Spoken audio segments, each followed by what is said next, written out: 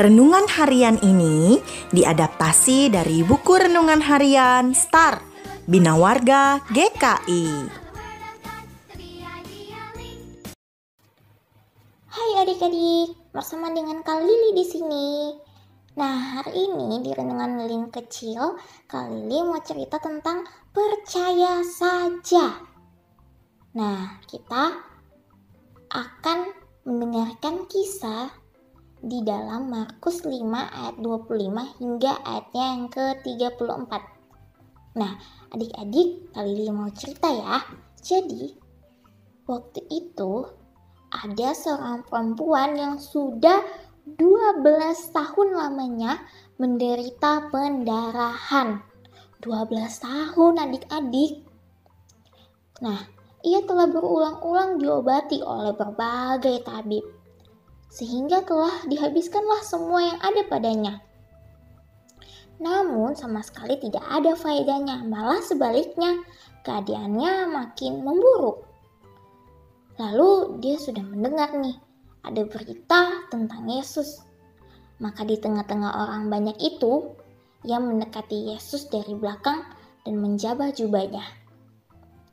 Sebab katanya, asal ku jamah saja jubahnya, aku akan sembuh. Seketika itu juga berhentilah pendarahannya. Dan ia merasa bahwa badannya sudah sembuh adik-adik. Sembuh dari penyakitnya. Nah, pada saat itu juga Yesus mengetahui bahwa ada tenaga yang keluar dari dirinya. Lalu ia berpaling di tengah orang banyak dan bertanya, "Siapa yang menjamah jubahku?" Murid-muridnya menjawab, "Engkau melihat bagaimana orang-orang ini mendesak-desak di dekatmu dan engkau bertanya siapa yang menjamah aku?"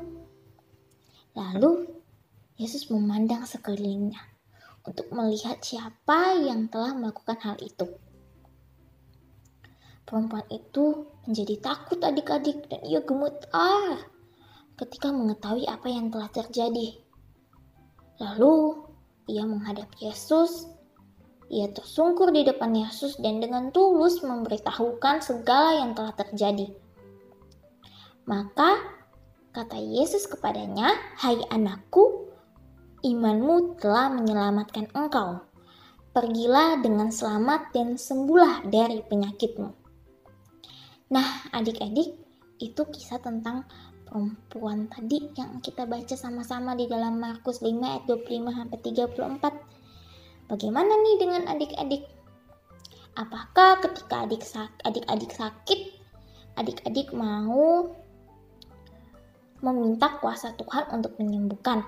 Misalnya lagi batuk, lagi pilek, atau lagi sakit perut.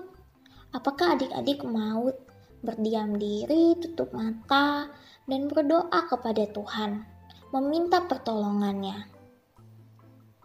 Ya, adik-adik, kita sama-sama belajar dari perempuan tadi, bahwa kita harus berserah kepada Tuhan.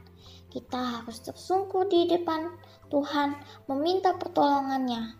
Karena tanpa Tuhan, kita bukan apa-apa.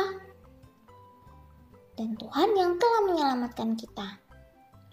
Nah, sekarang ada ayat hafalan nih adik-adik, supaya terus mengingatkan kita. Di dalam Markus 5 ayat 34, yang mengatakan, "Hai anakku, imanmu telah menyelamatkan engkau." Yuk sama-sama kita baca.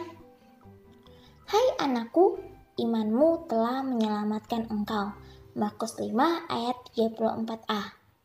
Nah, adik-adik, sekarang kakak ajak kita semua lipat tangan, tutup mata, kita berdoa.